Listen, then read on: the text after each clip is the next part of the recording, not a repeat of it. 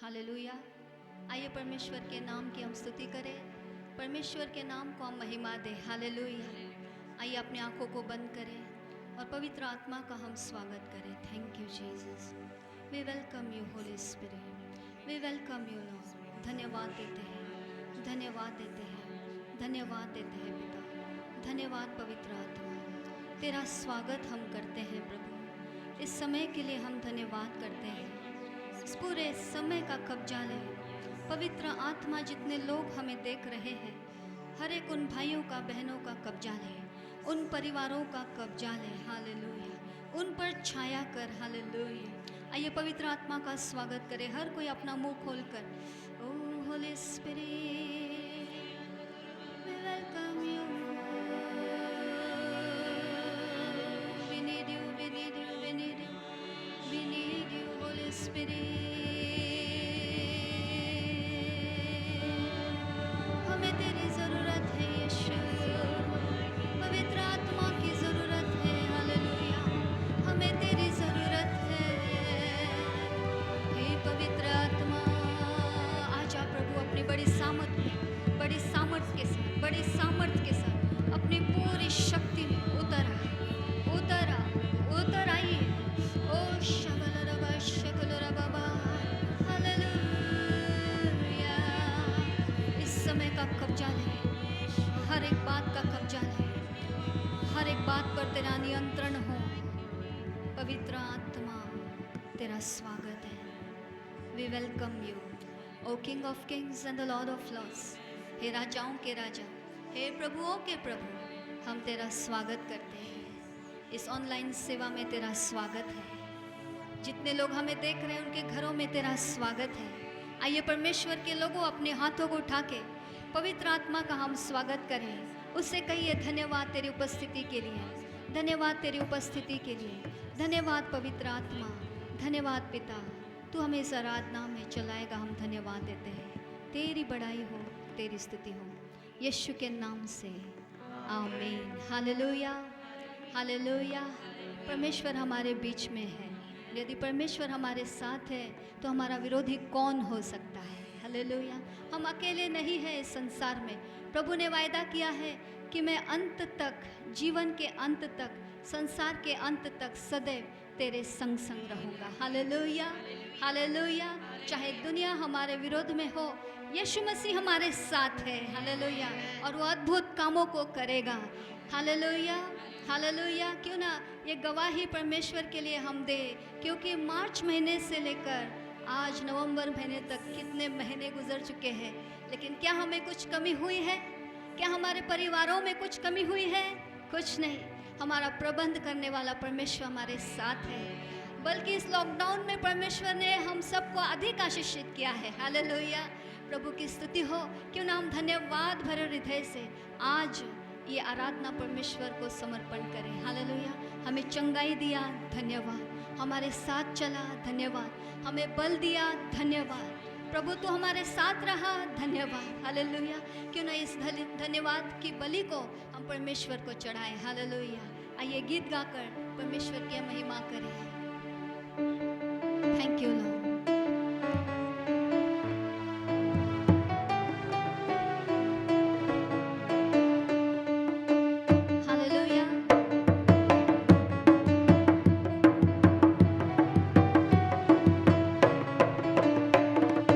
धन्य बलि हो,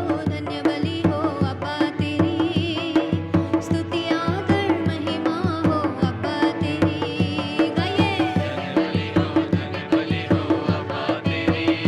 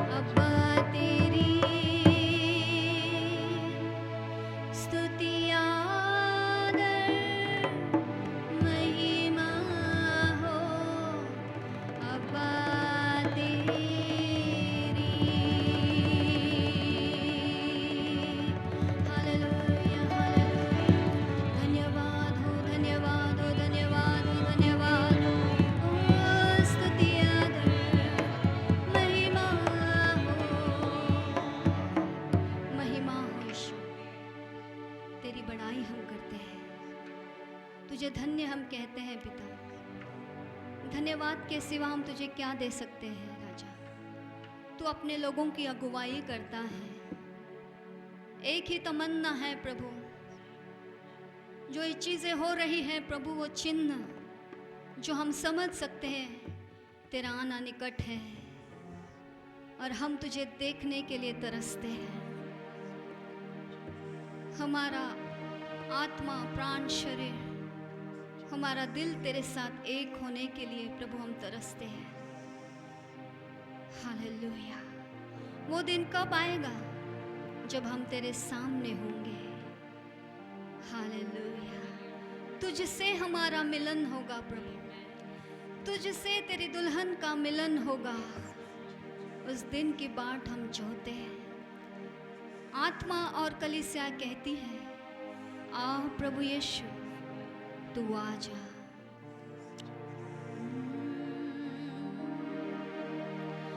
स्वर्ग के हे प्रभु,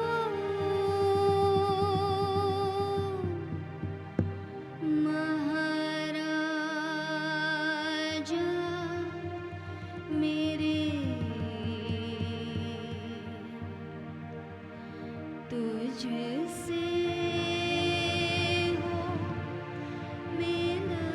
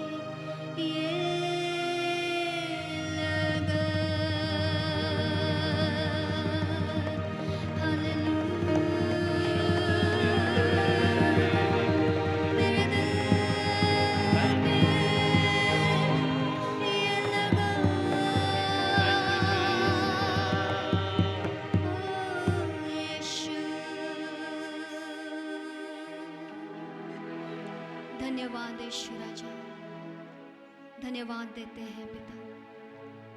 अपने हाथों को उठाइए परमेश्वर के लोगों, उसकी पवित्र उपस्थिति हमारे बीच में आ चुकी है, आपके घरों में आ चुकी है। अपनी आंखों को बंद कीजिए, हाथों को उठाइए और हालेलुया कहिए। हालेलुया कहते जाइए, हालेलुया। जैसे पवित्र आत्मा आपको चलाता है, अपना मुंह खोलकर हालेलुया कहिए, उसकी स्तुति करने लग जाइए परमेश्वर के लोग।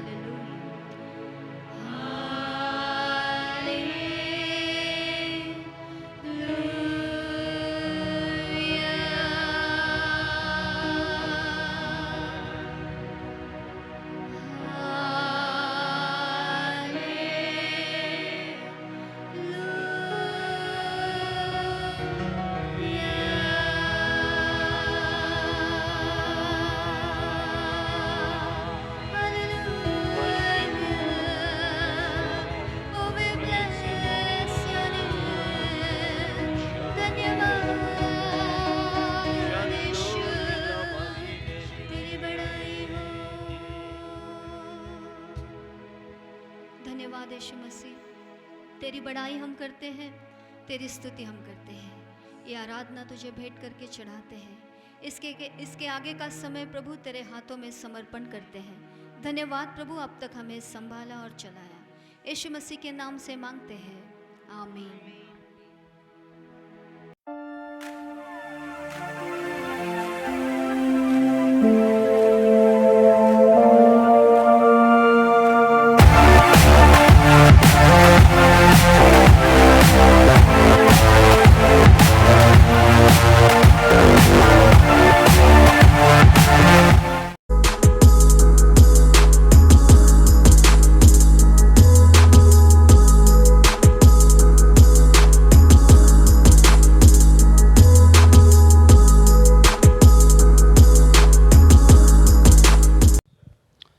प्रभु यीशु मसीह के प्यारे और मधुर नाम में मैं आप सबका स्वागत करता हूं। Greetings to you in the sweet and the lovely name of our Lord and Savior Jesus Christ. और एक हफ्ता परमेश्वर ने दिया इस दैवीय भेंट में मैं आप सबका स्वागत करता And I हूँ। thank the Lord for this another week the Lord has blessed us with. And I welcome you for our midweek service, the divine visitation. और मैं विश्वास करता हूँ परमेश्वर आप लोगों से वचनों के द्वारा बात कर रहे हैं। And I believe that the Lord is speaking with you through His word. आइए एक नए विषय के साथ आज हम लोग परमेश्वर के वचन को हम सीखें। So let us start with a new subject and let us learn the depths of the scriptures. सुंदर आराधना के बाद आइए परमेश्वर के वचनों पे हम मनन करें। After this beautiful worship, it is time to meditate on the word of God. प्रभु के लोगों मैं कहना चाहूँगा सारे कामों को छोड़कर कुछ समय आइए परमेश्वर के वचन को हम सीखें। People of God, I urge you to keep aside all the other works and focus and meditate on the word of God. अब बहुत सारे लोग पूछ रहे हैं चर्च कब आरंभ होंगे। And many people are asking this question that when will the church start? बताना बड़ा मुश्किल हो रहा It है। is difficult to answer such questions. Yes फिर भी परमेश्वर को धन्यवाद। एक विश्वास हम करें कि जल्दी हम लोग वापस से चर्च में आएंगे और प्रभु को धन्यवाद देंगे। But thanks be to God, and let us have this faith in our hearts that very soon we'll come together in the sanctuary of the Lord and worship Him. मैं आप लोगों को उत्तेजित करूंगा कि कृपा करके हफ्ते में एक बार उपवास और प्रार्थना कीजिए कि चर्चेस खुलने पाए। And I will like to encourage you to fast and pray for this special topic that the churches should open very soon and we would come together in the presence of the ये Lord. आप लोगों की प्रार्थनाएं हैं जिसके कारण ये संक्रमण जो था, ये जो बीमारी थी कम होते आ रही है। It is through your prayers that the disease and this pandemic is coming to an end. आज भी हमारे भारत देश को प्रार्थनाओं की आवश्यकता है। And we still need prayers for our nation of India. अभी भी बहुत सारे लोग इस कोविड-19 से संक्रमित हैं, उन्हें छंगाई की आवश्यकता है। Because there are still many people who have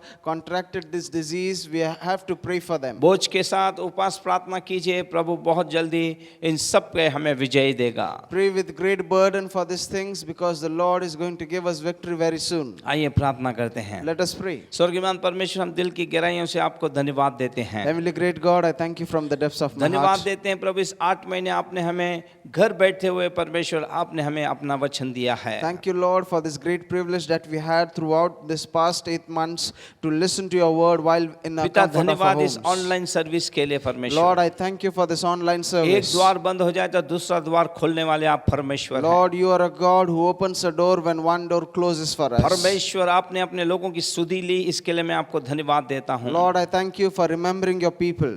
प्रभु इस ऑनलाइन की सेवा के द्वारा प्रभु आपने सारे लोगों को आशीष में किया है, जाइन के लोगों को आशीष किया है और लोगों को आपने आशीष किया, मैं धन्यवाद देता हूँ। And Lord, I thank you that you have blessed our Zion family and all the people who are watching us from outside through this online आज जितने लोग telecast. सुन रहे हैं Lord. उनसे भी आप बातें कीजिए प्रभु जी। And Lord, I thank you and I pray, speak with all those people who are उनके हर एक listening प्रश्नों का उत्तर आप दीजिए प्रभु। and give supernatural तेरा दास answers तेरे to their सामने अपने मुख को questions. पसारता है। Your servant opens his इस mouth जीभ इस before मुख पर you. तेरे अभिषेक को भेज। Send forth the anointing over this mouth and this Saurabh को tongue. अभिषेक कर प्रभु, Anoint my spiritual जो मेरा son आत्मिक Saurabh, बेटा है परमेश्वर।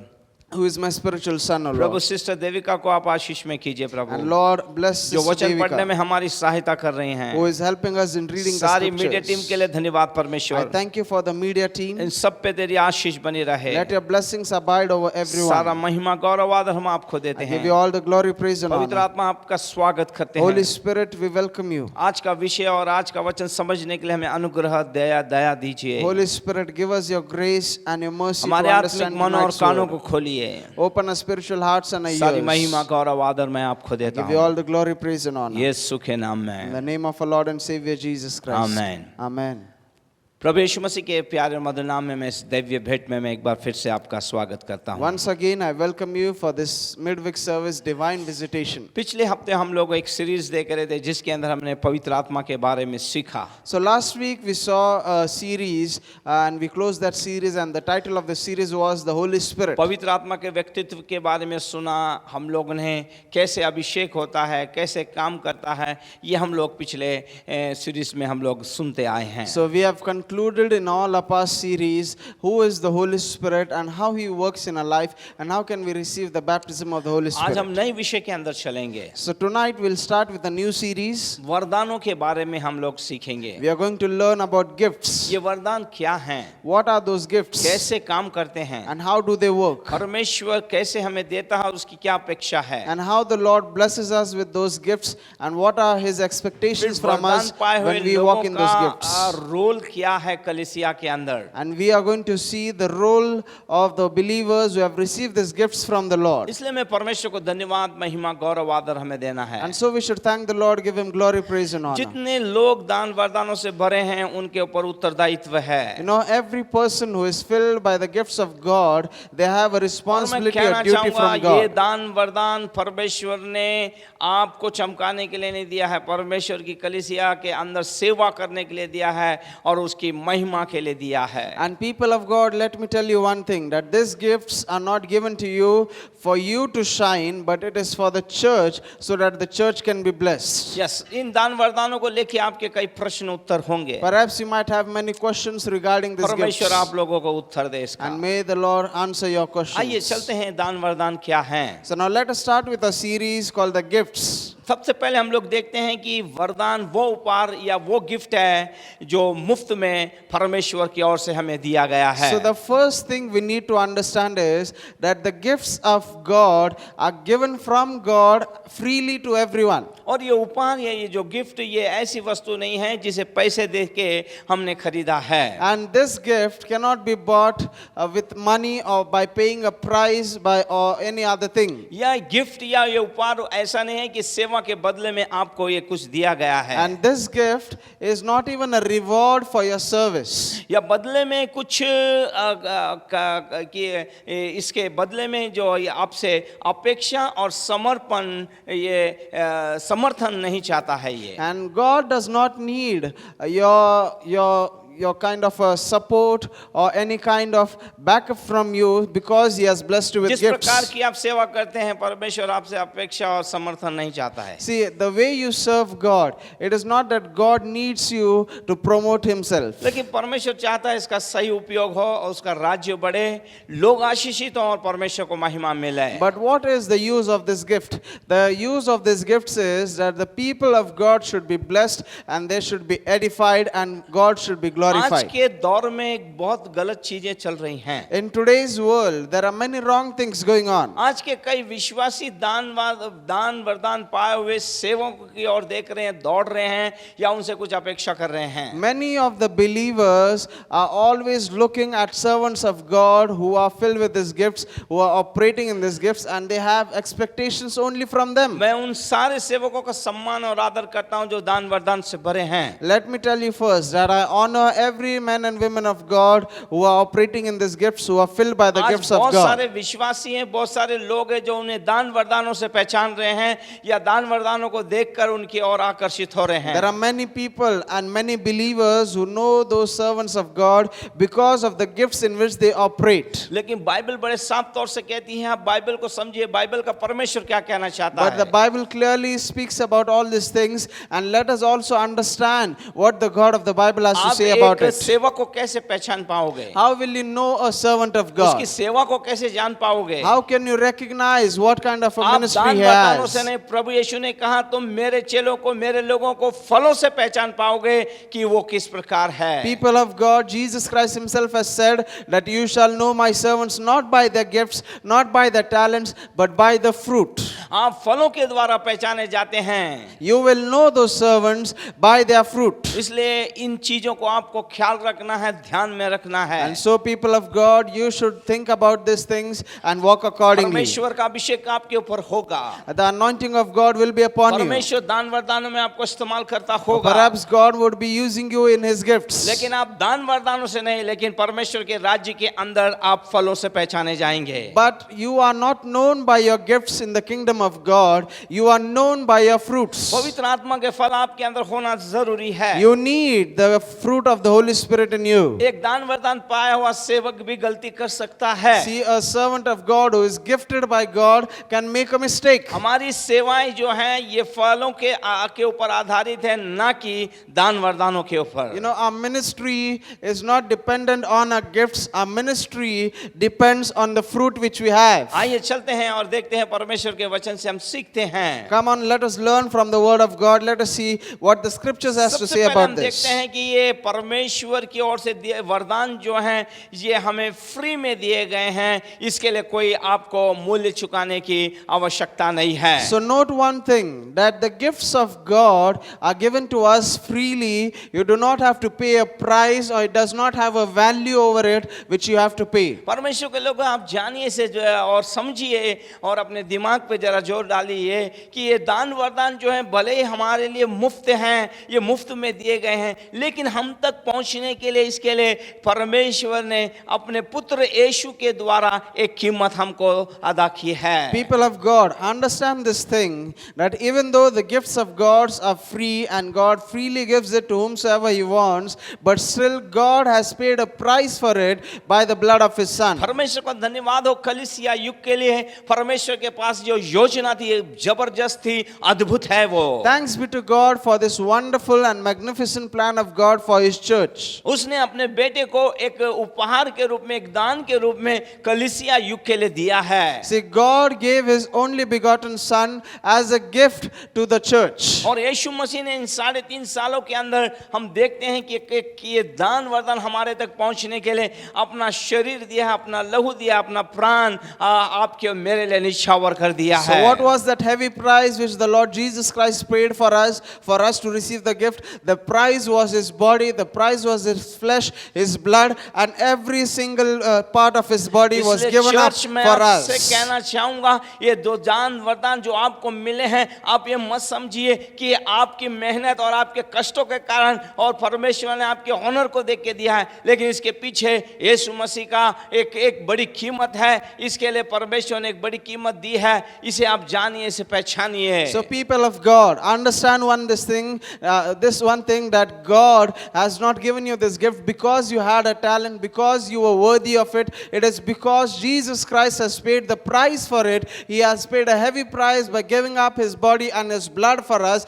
and that's the reason why we are able to receive those gifts from God. परमेश्वर को धन्यवाद हो कि पुराने नियम में ये सारे दान वरदान नहीं दिखते हैं, लेकिन नए नियम के अंदर परमेश्वर ने ये सारे वरदानों से आपको मुझे सुशोभित किया है, कलीसिया को सुशोभित किया है। Thanks be to God that in the Old Testament there are very few instances where we find these gifts are operating, or there are no such places where the gifts are operating. But in the New Testament we find that the Lord has given all these gifts by the Holy Spirit to us. इसलिए आपको पिता को, उसके बाद प्रभु यीशु को और पवित्र आत्मा को आपको धन्यवाद देना है, क्योंकि यीशु मसीह ने अपना शरीर, लहू और अपने प्राण दे दिए हैं इसके And लिए। so you need to thank the Father God, you need to thank Jesus Christ the Lord, and you need to thank the precious Holy Spirit because He has bestowed these gifts over आज us. भी जो भी दान वरदान आपके पास हैं, All the gifts which you have right in now, दान वरदानों के लिए आप गंभीर रहिए, be serious about them. भावना के अंदर मत जाइए। Do not be emotional. भावना के अंदर कोई सेवा नहीं होती है। Do not serve God emotionally. जो परमेश्वर का आत्मा कहता है उतना ही कहिए, And speak what the Spirit of the Lord is directing you to speak. और उसका इस्तेमाल आप कीजिए, And use that gift according to the Holy Spirit, ताकि परमेश्वर की महिमा, उसका राज्य बढ़े। so that you can glorify God and expand His आइए देखते kingdom. हैं यीशु मसीह के ने इस दान वरदानों के लिए आपको मुझे देने के लिए क्या कीमत दी है। आइए वचन से देखते हैं, यशायाह उसका 53वां अध्याय और 12वां वचन। Let us see from the scriptures what heavy price the Lord Jesus Christ has paid. आइए प्रभु के वचन से देखते हैं यशायाह 53 उसके 12वें वचन में क्या लिखा है। Let us see from the scriptures Isaiah chapter 53 verse 12. इस कारण मैं उसे महान लोगों के संग भाग दूंगा, यस, मैं उसे महान लोगों के संग बांट दूंगा और वह सामर्थियों के संग लूट बांट लेगा, लूट बांट लेगा, क्योंकि उसने अपना प्राण मृत्यु के लिए उंडेल दिया, उसने अपना प्राण मृत्यु के लिए उंडेल दिया, वह अपराधियों के संग गिना गया, अपराधियों के साथ गिना गया, तो भी उसने बहुतों के पाप का बोझ उठा लिया बहुतों के पाप का बोझ उठा लिया और अपराधियों के लिए विनती करता है। अपराधियों के लिए विनती करता है। और एक वचन पढ़ेंगे हम लोग, लूका रचित सुसमाचार 23वां अध्याय और 46वां पद हम लोग देखेंगे। Let us see from the scriptures, Luke chapter 23, verse 46.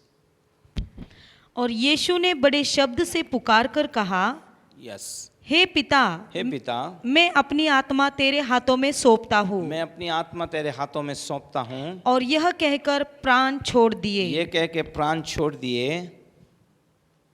Okay, और एक वचन हम लोग पढ़े, वापिस पढ़ते हैं इसे। और यीशु ने बड़े शब्द से पुकार कर कहा, यीशु ने बड़े शब्द से पुकार के कहा, हे पिता, हे पिता, मैं अपनी आत्मा तेरे हाथों में सौंपता हूँ। तेरे हाथों में सौंपता। हम लोग देख रहे हैं कि यीशु मसीह ने इन दान वरदान देने के लिए कितनी बड़ी कीमत चुकाई है। और एक पढ़ेंगे यूहन्ना उसके 19 के 30 को हम देखेंगे। Let us read John chapter 19, verse 30. Yes, जब यीशु ने वह सिरका लिया, जब यीशु ने वो सिरका लिया तो कहा, पूरा हुआ, पूरा हुआ, और सिर झुकाकर प्राण त्याग दिए। सिर झुकाकर प्राण त्याग दिए। यस, एक बड़ी कुर्बानी, एक बड़ा परमेश्वर ने त्याग आपके मेरे लिए किया है। And so we read throughout the scriptures that we read right now that Jesus Christ has paid a great price for us to आइए, receive the gifts of God. और एक वचन पढ़ते हैं, पहला पत्रस उसका 2:24।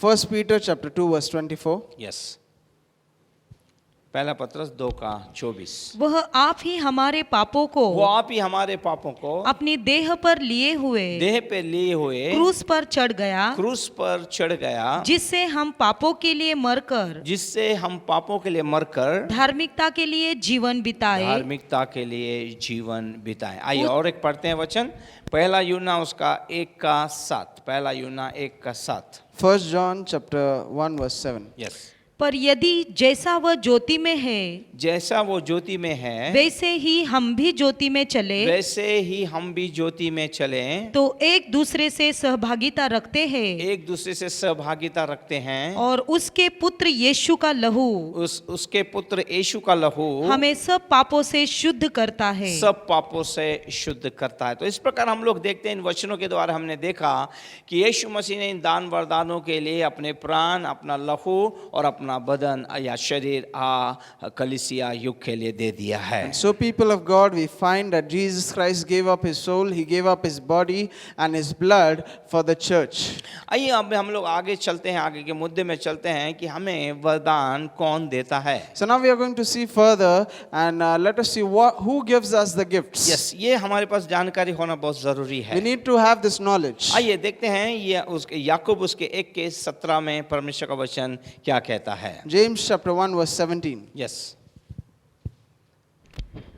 क्योंकि हर एक अच्छा वरदान क्योंकि एक हर अच्छा वरदान और हर एक उत्तम दान और उत्तम दान ऊपर ही से है, ऊपर ही से मतलब स्वर्ग से है, और ज्योतियों के पिता की ओर से मिलता है, ज्योतियों के पिता मतलब परमेश्वर की ओर से हमें मिलता है, जिसमें ना तो कोई परिवर्तन हो सकता है, ना तो कि जिसमें कोई परिवर्तन हो सकता है, और ना अदल बदल के कारण और ना ही अदल बदल के कारण उस पर छाया पड़ती है। छाया पड़ती है। Hallelujah, yes.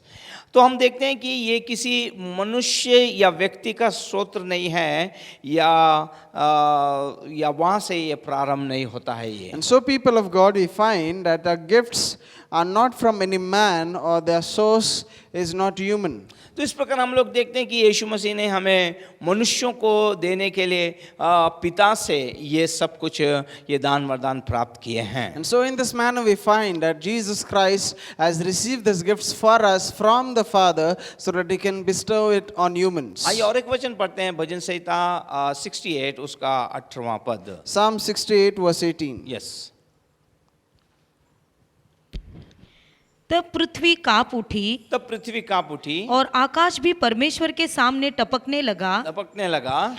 उधर सीने पर्वत परमेश्वर, हाँ इज़राइल के परमेश्वर के सामने कांप उठा। 18 18 तू ऊंचे पर चढ़ा, तू ऊंचे पे चढ़ा, तू लोगों को बंधुआई में ले गया, तू लोगों को बंधुआई में ले गया, तूने मनुष्य से वरन हठीले मनुष्य से भी भेंट ली, तूने हठीले भेंटें मनुष्यों ली, से भी भेंट ली, जिससे यह परमेश्वर उनमें वास करे। ताकि यहोवा उनमें वास करे। हालेलुया। यही चीज़ हम लोग देखते हैं कि जब यीशु मसीह स्वर्ग के ऊपर गए, स्वर्ग में चढ़े, तब उन्होंने कलीसिया युग के लिए दान वरदान आपकी मेरी उन्नति के लिए, आपके मेरे बढ़ोतरी के लिए हमें दे दिए हैं। And so we find that our Lord Jesus Christ, after he sacrificed himself for the church, he was ascended into heaven and he received gifts for us so that he can bestow it over us. दूसरी बात हम लोग यहाँ याद रखें कि उसने ये सब कुछ पिता से प्राप्त किया और उन मनुष्यों को दिए हैं जिन्होंने उसके साथ विश्वासघात किया है। And so we find, according to the scripture, that he received gifts from his Father, but he gave those gifts to those people who rebelled against him, who deceived him. लेकिन परमेश्वर को धन्यवाद स्तुति हो, परमेश्वर ने, प्रभु यीशु मसीह ने आपको मुझे ये दान वरदान पिता से लेकर आपको मुझे दिए हैं। But thanks be to God our Father, because he has given us these gifts through our Lord Jesus Christ, and he has bestowed those gifts over us. आइए इफिसियों के 4:8 में देखते हैं परमेश्वर का वचन क्या कहता है। यहाँ पौलुस इफिसियों की कलीसिया को क्या लिखता है। Ephesians chapter 4 verse 8, let us see what St. Paul is writing to the church of Ephesus. Yes. इसलिए वह कहता है, इसलिए वो कहता है, वह ऊंचे पर चढ़ा वो ऊंचे पे चढ़ा और बंदियों को बांध ले गया, बंदियों को बांध ले गया और मनुष्यों को दान दिए। मनुष्यों को दान या वरदान दिए। यहाँ पर हम देखते हैं जब यीशु मसीह अधोलोक में गए, सारे आत्माओं को वो लेके ऊपर मतलब स्वर्ग में गया है और कलीसियाओं को उसने दान वरदान दिए हैं ताकि कलीसिया आने वाले समय में उन्नति पाए, तरक्की करे और आशीषित हो। And so we find here in Ephesians chapter 4 verse 8, therefore he says, when he ascended on high, he led captivity captive and gave gifts to men. So we find here that Jesus Christ ascended to heaven for us so that he can give us gifts. तो इस प्रकार हम देखते हैं कि यीशु मसीह स्वर्ग में ऊपर की ओर चढ़े और पिता की दाहिनी ओर जाके अब बैठ गए हैं। So in this manner we find that Jesus Christ ascended to heaven and now he is seated at the right hand of the Father. आइए देखते हैं मरकुस उसका 16वां अध्याय और 19वां पद क्या कहता है। Let us read Mark chapter 16 verse 19. Yes. प्रभु यीशु उनसे बातें करने के बाद, प्रभु यीशु मसीह उनसे बातें करने के बाद स्वर्ग पर उठा लिया गया, स्वर्ग पर उठा लिया गया और परमेश्वर की दाहिनी ओर बैठ गया। और परमेश्वर की दाहिनी ओर बैठ गया। उसने सब कुछ प्रबंध किया, सब कुछ, और पूरा हो गया ये कहकर उसने अपने प्राण त्याग दिया। सब कुछ उसने कलीसिया युग के लिए प्रबंध किया है और आज वो पिता की दाहिनी ओर जाकर बैठ गए हैं। So we read in the scriptures that Jesus Christ finished everything for us, he accomplished everything for us, and then he ascended to heaven to his Father's right hand. तो इस प्रकार हम देखते हैं कि ये सारे दान वरदान उसने ग्रहण करके आपको मुझे या मनुष्य या कलीसिया युग को उसने दिए हैं। And so in this manner we read that Jesus Christ received gifts from his Father so that he can bless humans by those gifts. तो इस प्रकार हम लोग इन दान वरदानों के बारे में हम लोग देखते हैं कि परमेश्वर कैसा अद्भुत है। And so we read about these gifts, how wonderful is our God. और हम लोग देखते हैं कि ये दान वरदानों को बांटने का विशेष कार्य जो है हम लोग देखते हैं पिता पुत्र और खास करके अब जो है पवित्र आत्मा अपनी इच्छा के अनुसार हमें बांट कर देता है ताकि हम कलीसिया युग के लिए इस्तेमाल हो सकें। So we read that the special privilege of the gifts which we have received from the Lord, it is given to us so that we can edify the church, we can serve the church, and we can bless the people of God. आइए देखते पहले कुरिन्थियों के 12 के 11 में परमेश्वर का वचन क्या कहता है। 1 Corinthians chapter 12 verse 11. Yes. परंतु ये सब प्रभावशाली कार्य वही एक आत्मा कराता है। ये एक प्रभावशाली आत्मा ये एक ही है जो ये सारे काम को करता है और जिसे जो चाहता जिसे है जो चाहता है वह बांट देता वो है। बांट देता है। वो विश्वासियों को देखता है। दान वरदान उसके हाथ में है। आप कितने इन दान वरदानों के लिए गंभीर हैं ये पवित्र आत्मा देख रहा है। आप कितनी प्रार्थनाएं कर रहे हैं, आप इन दान वरदानों से क्या करेंगे ये भी वो जानता है और उसके बाद वो ये विश्वासियों को दान वरदानों को बांट देता है। And so we read here in the scriptures that it is the Holy Spirit who works all these things and he distributes these gifts to every individual as he wants. So it is the Holy Spirit who brings those gifts to us. He blesses us with those gifts and he uses those gifts from us so that we can glorify God. आइए अगले मुद्दे पे हम लोग चलते हैं। So now let us go to our हमारा next topic. परमेश्वर देने वाला परमेश्वर है। Our God is a giver. उसने शुरू से जब से उसने इस पृथ्वी को बनाया है, वो कई चीजें उसने हमें दी हैं। From the day he created this universe, we find that he is still giving to every one of us. इसलिए हमें परमेश्वर को धन्यवाद देना है। And so we should thank the Lord उसने हमें मसीह दिया है, that he gave us Christ. पवित्र आत्मा दिया है, He gave us the Holy उसका Spirit. वचन दिया है, He gave us his word. उसका अभिषेक दिया He है, gave us his anointing. उसने अपने दासों को दिया है, He gave us his servants. उसने दान वरदानों को दिया है, And he gave us his gifts. उसके आत्मा के फलों को दिया He है। gave us the fruit of the Spirit. हम देखते हैं कि युगन युग परमेश्वर बहुताई से हमें देते हुए आया है। So we find that from eons past,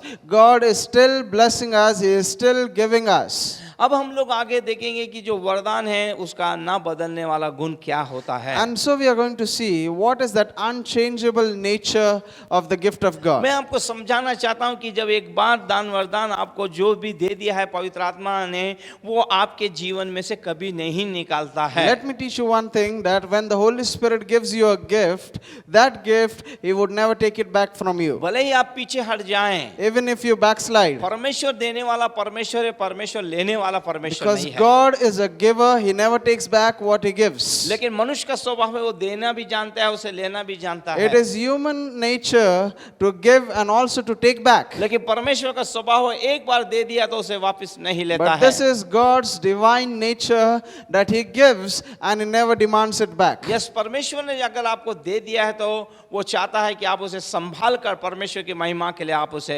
इस्तेमाल करें। And so if God has given you a certain gift, then you should take care of it, you should nurture it instead of misusing it. आइए देखते हैं Romeo उसके 11वें अध्याय और 29वें वचन में परमेश्वर का वचन क्या कहता है। Romans chapter 11 verse 29, let us see what the Bible has to say. Yes, क्योंकि परमेश्वर के वरदान क्योंकि परमेश्वर के वरदान और बुलाहट अटल है। और बुलाहट अटल है। हालेलुया, परमेश्वर की वरदान और बुलाहट ये अटल है, अपरिवर्तन है, इसमें कभी परिवर्तन नहीं होने वाला। And so the Bible says in Romans chapter 11 verse 29, for the gifts and the calling of God are irrevocable. It means that He never takes them back. It will always be with you. इसलिए Bible को अगर हम समझे और देखें तो परमेश्वर के हम एक गुण को देखते हैं। यदि परमेश्वर ने यदि आपको कोई दान वरदान दे दिए हैं और आप अपनी बुलाहट में से अगर आप भटक गए हैं तो परमेश्वर उन दान वरदानों को आप में से निकालता नहीं है। And so from the scripture we understand one thing, that if God has blessed you with a gift or He has blessed you with a talent, and if you happen to get diverted or get distracted from your calling, then God would not demand those gifts back from you. He will not take it back from you. यदि आप वापस से अगर वचन सुनकर या किसी के कहने या किसी दास के कहने से यदि आप भटक गए और वापस आ जाते हैं और क्षमा मांगते हैं, आई एम सॉरी बोलते हैं और वापस काम को आरंभ करते हैं, तो आपको जो दान वरदान दिए हैं अगर वापस आप उसे इस्तेमाल करते हैं तो वो वापस कार्यरत होते हैं और परमेश्वर की महिमा करते हैं। So in case if you fall or if you are backslidden from your calling and you repent by a message or you repent while listening to a man of God and you come back to the Lord in repentance and then you start walking in the ways of the Lord, that gift which was bestowed over you before you backslided, that gift will start operating from you. यही परमेश्वर और मनुष्य के अंदर का अंतर है। This is the difference between man and God. परमेश्वर मनुष्य अगर आपको कोई पोजीशन दे दे तो उसे निकाल देगा और वापस देने में वो हिचकिचाहट करेगा, लेकिन परमेश्वर जो अपने दान वरदान जिनके अंदर रख देता है उसे वो कभी वापस नहीं लेता है। If man bestows a position over you or he gives you a position, perhaps on the other day he would take it back from you, but God, once He gives you a position, He will not take it back from you. once He gives you a gift, He would never ask it back. इसलिए प्रभु के लोगों हमें दान वरदान के लिए बड़ा गंभीर होना बहुत जरूरी So है। people of God, we should be very serious about this gift. मैंने आपको बताया यदि आप दान वरदान को लेकर अगर भटक जाएं तो इससे परमेश्वर की निंदा होती है, परमेश्वर दुखी होता है, बदनाम किया हो जाता है परमेश्वर। You know, people of God, when you have received gifts from God and you are walking in it, but if you get distracted from your calling, it brings a reproach to the name of the Lord. कई लोग ऐसे मिले जिन्होंने कहा कि हमने हमारे समय में ऐसे दान वरदानों से ऐसी आत्माओं को जीता, ऐसा किया, ऐसा काम किया, ऐसा काम किया, शायद हमारे समान किसी ने नहीं किया हुआ। लेकिन अगर आज उनके जीवन में हम देखें तो आज उनकी अवस्था को देख के ऐसा लगता है क्या इनका उस समय उद्धार हुआ था या नहीं हुआ था, ऐसी शंका आज हो रही है। Now, many people nowadays say that I used to do great things for God and I operated in those certain gifts which God blessed me with, and probably there would be no such person who would have done those works which I did. But if you look at the life today, their life is nowhere close to where it was before, and sometimes it makes us think whether they were saved in the first place or no. तो इस प्रकार आप जान सकते हैं कि उनकी आत्मिक अवस्था या गिरावट कितनी हो गई है। And so in this manner you can understand how much they have fallen from their spiritual level. मैं ऐसे कुछ लोगों को जानता हूं कि जिन्हें परमेश्वर के अनुग्रह से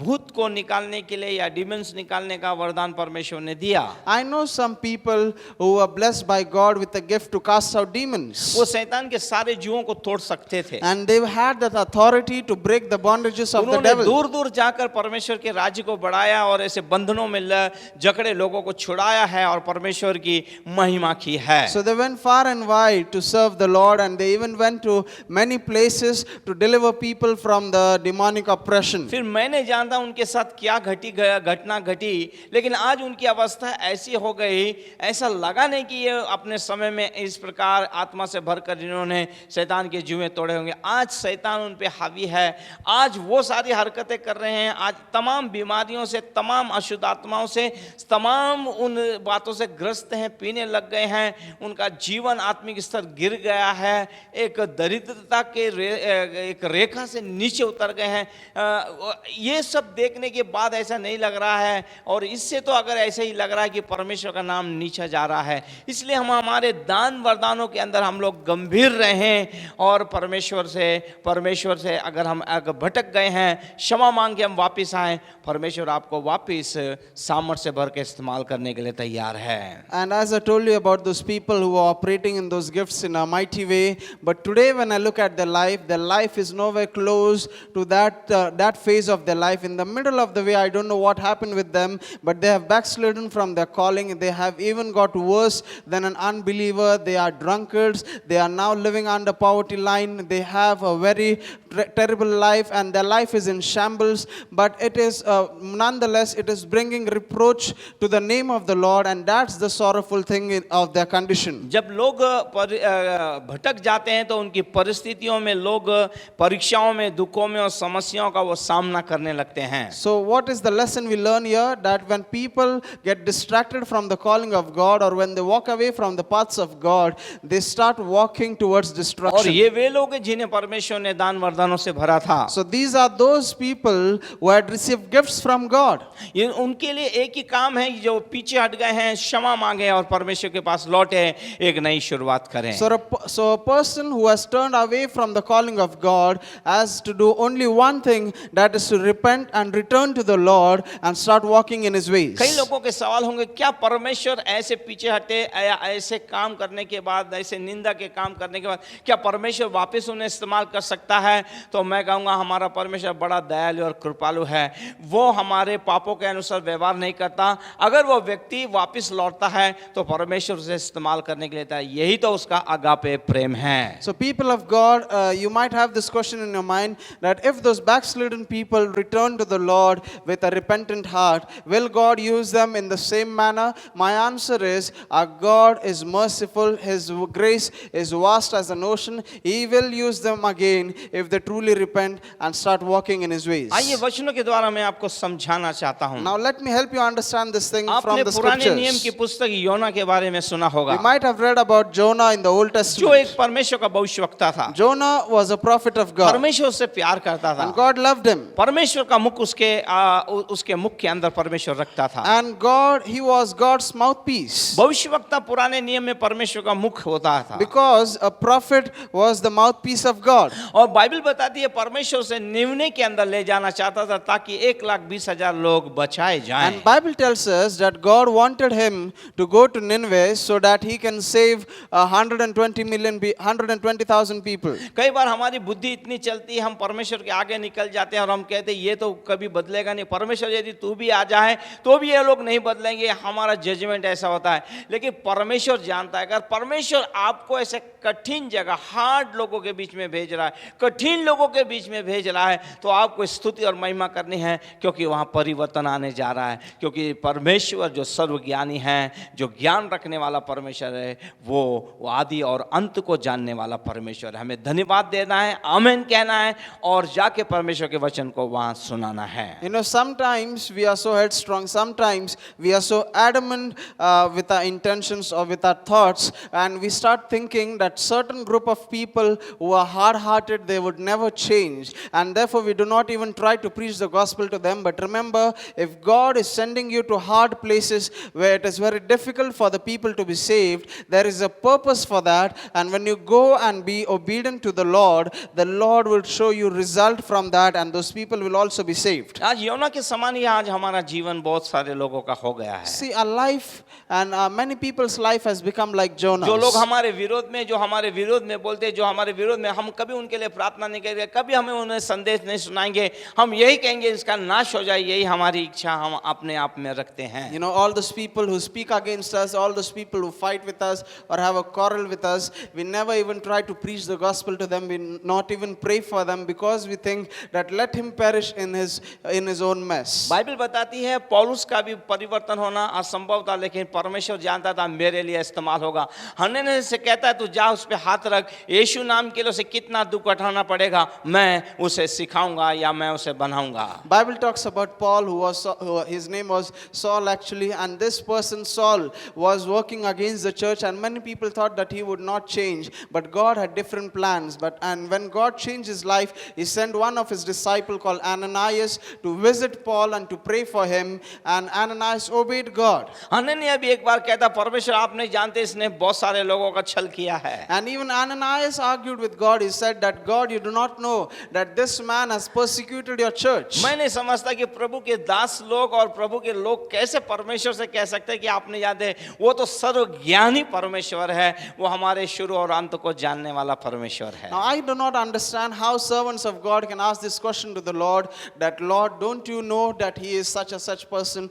Because God is omniscient, he knows everything, he knows everyone inside out. अब हम यूना को देखते हैं, परमेश्वर के विरोध में वो चला है। And so we find out that Jonah started going against the will of Yes, God. हमें परमेश्वर के विरोध में नहीं जाना है। See, we should not walk against the हमें Lord. परमेश्वर जो कहे वो करना है। We should follow after the instructions of the Lord. चाहे हमें उसके लिए मरना पड़े तो भी हमें मरना है। Even though you have to put your life on the line, you should obey God for that. हमारी बुलाहट और दान वरदान से हमें नहीं भटकना है। You should never be diverted from your क्योंकि calling. जो वरदान आपके अंदर रखे परमेश्वर जानता है, उसके प्रज्वलित होने के द्वारा कठोर से कठोर व्यक्ति बदल सकता है, ये केवल परमेश्वर जानता है। Because the calling which God has called you for is unique for you, and you should understand one thing, that God does not want you to be distracted Prabhu from के लोग it. ये बात जानो, दान वरदानों को परमेश्वर ने बनाया है, और जब उसने बनाया, जब रखने वाला था, वो जानता है इसका इस्तेमाल करने से क्या होगा, परमेश्वर से बेहतर कौन समझ सकता है। People of God, understand one thing. When God created these gifts for us, He knew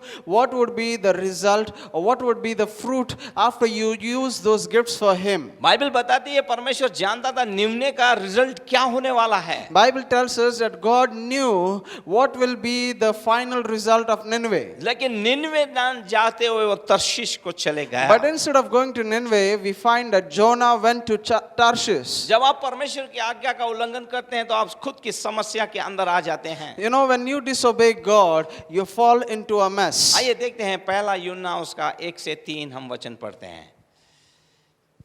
पहला यूना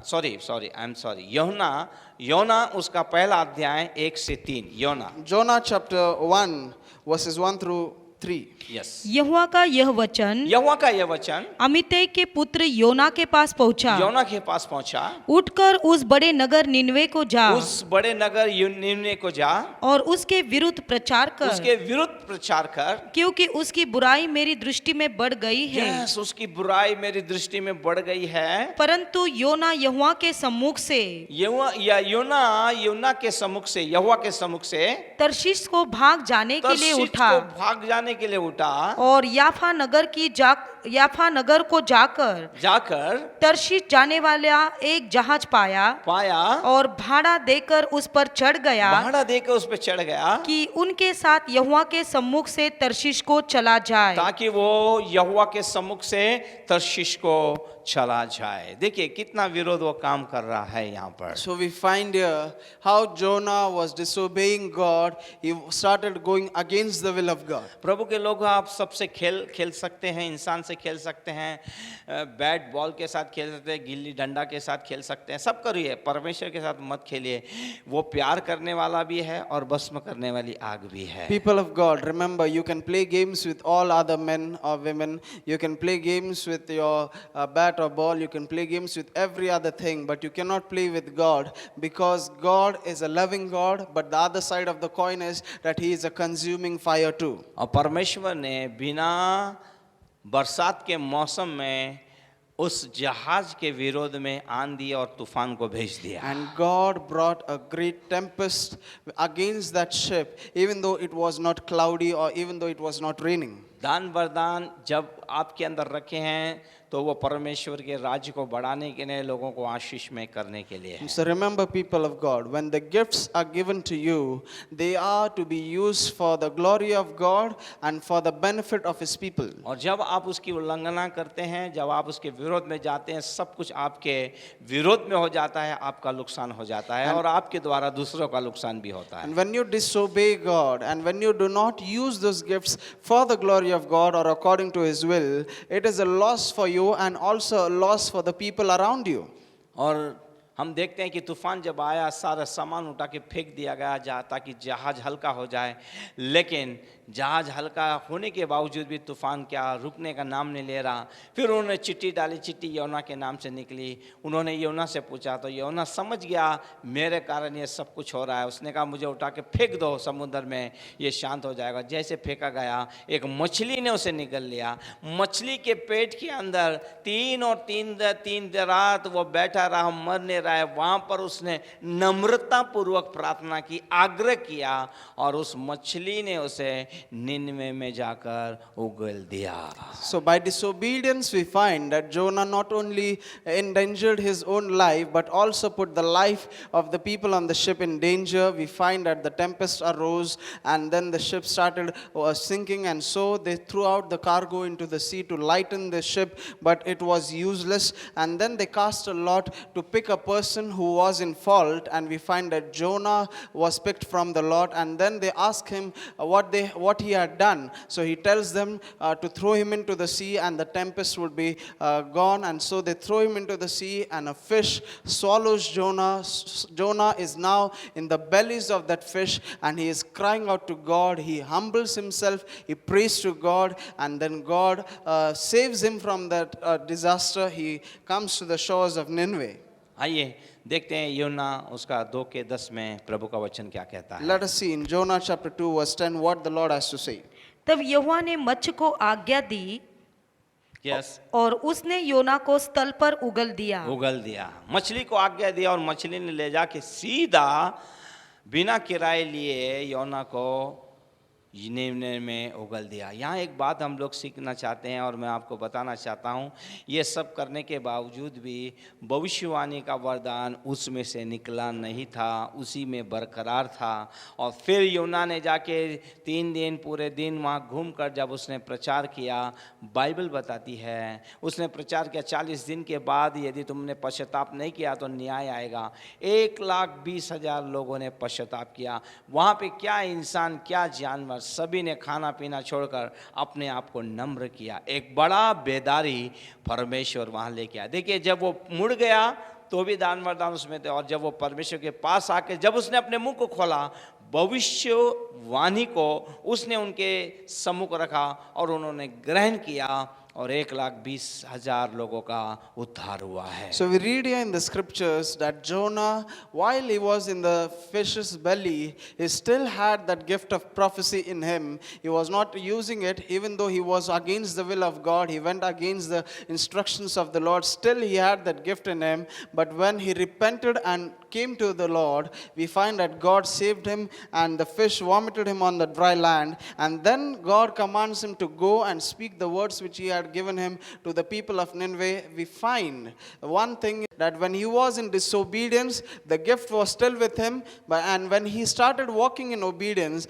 the gift was still with him. It never departed. इस प्रकार हम लोग और एक उदाहरण को देखेंगे पतरस के बारे में। Let us see one more example about Peter. पतरस जो है यीशु मसीह की आज्ञा के अंदर चलने वाला व्यक्ति था। Peter, a man who walked in the obedience of the Lord. उतावला था वो हर बात में। He was hasty. यीशु मसीह का इनकार करने के बावजूद भी उसके अंदर के दान वरदान परमेश्वर ने निकाले नहीं, लेकिन जब वो पश्चाताप करके लौटा तो हम देखते हैं उसके द्वारा चिन्ह और चमत्कार हुए, वो आत्मा से भरा, मुर्दे लोग जीवित हो गए, एक बड़ा काम हुआ, 3,000 लोगों ने उद्धार पाया और एक बड़ी सेवा उसके द्वारा होते हुए हम देख सकते हैं। We read about Peter that even after he denied Christ 3 times, we still find that after he was restored, he had those gifts in him. He had that gift from God which God had given him, the gift he being a leader. And then we find in the book of Acts, after the day of Pentecost, he preached to 3,000 men and they were saved. इस प्रकार हम लोग देखते हैं कि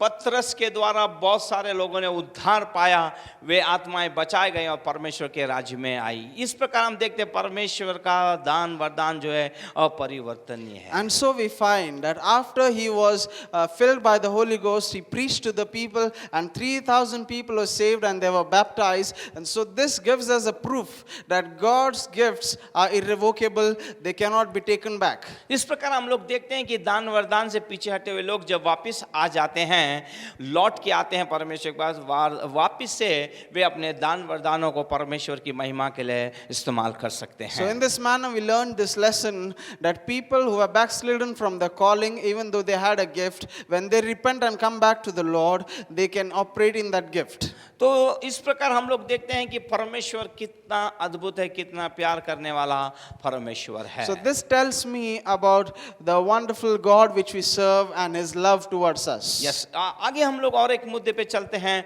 और परमेश्वर के वचन को हम सुनते हैं। Let us see one more topic and we'll learn. वरदानों का प्रयोग करना करके कार्य करना और पवित्रता, ये दो की सुरक्षा, ये दो अलग अलग बातें हैं।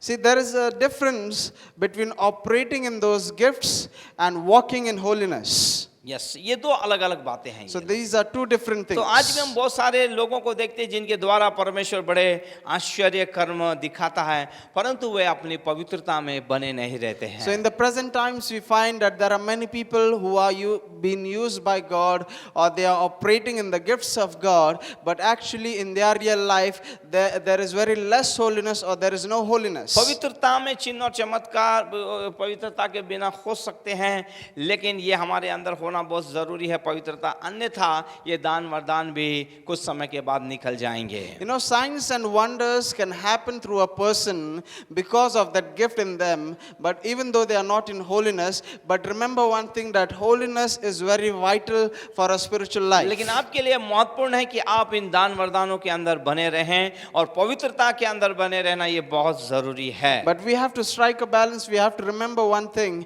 that we need the gifts of God, but we also need to walk in holiness. जिस विश्वासी और जिस सेवक के अंदर पवित्रता का खत्म हो जाती है, वो दान वरदान भी आगे चल के थोड़े समय में खत्म हो जाते हैं। And so a believer or a servant of God who is not walking in holiness, after some time their gift also dissipates. और इसके साथ साथ हमें दंड का भी सामना करना पड़ता है। And after that you also have to face judgment from the Lord. और मैंने आप लोगों को पहले बताया शुरुआत के अंदर कि प्रभु यीशु यीशु मसीह ने कभी नहीं कहा कि हम दान वरदानों के द्वारा पहचाने जाएंगे, लेकिन प्रभु यीशु मसीह ने कहा मेरे लोग वो फलों से पहचाने जाएंगे। As I told you in the beginning of my message, that Jesus Christ never said that my servants shall be known by their gifts.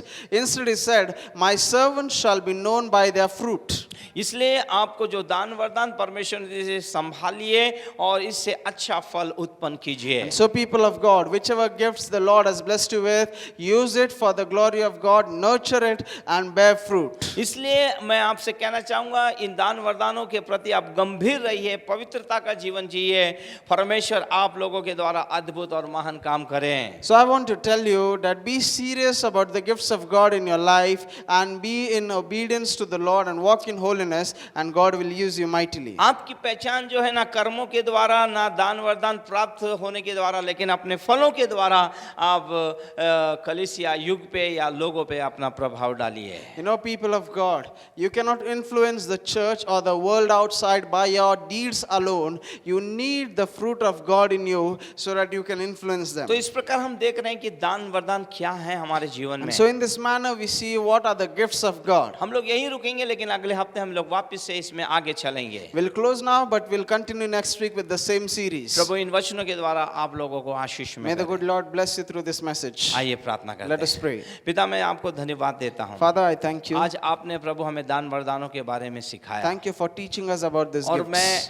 आज मैं आपको धन्यवाद देता हूँ And I thank you, Lord, आज आपने हमसे बातें की। that you have कई spoken with बार हमारे अंदर us. सवाल उठता है कि मेरे पीछे हटने के बाद क्या वो अभिषेक, क्या वो दान वरदान, क्या मेरे जीवन से वापिस से कार्यरत होंगे या नहीं होंगे। लेकिन तू बड़ा दयालु परमेश्वर है, जो लौट के आए प्रभु, हमने वचनों में उदाहरण देखा, फिर भी तूने वो वरदान उनके अंदर रखे और उनका इस्तेमाल तेरे राज्य की बढ़ोतरी के लिए किया। उनके उन दान वरदानों के इस्तेमाल करने से लाखों लोगों ने उद्धार पाया, आशीष पाई, रिस्टोर हुए। प्रभु मैं तेरी स्तुति करता हूँ। प्रभु तू परमेश्वर देने वाला परमेश्वर है, लेने वाला नहीं है। आज जितनों ने भी ये संदेश सुना है, आज जितने लोग पीछे हट गए हैं प्रभु, आज वापिस तेरा आत्मा उनके अंदर उत्साहित और प्रभु उनके अंदर प्रभु कार्य करे परमेश्वर, उन्हें लौटा के लेके आए परमेश्वर प्रभु जी, उन्हें बनाए परमेश्वर प्रभु। हालेलुया, वो नजात पाए, पश्चाताप करें, वापिस से अपनी जगह में आए। जो जो दान वरदान तूने उनको दिए थे,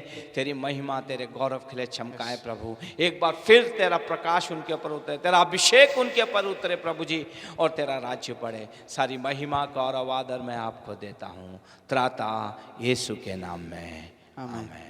गॉड ब्लेस यू।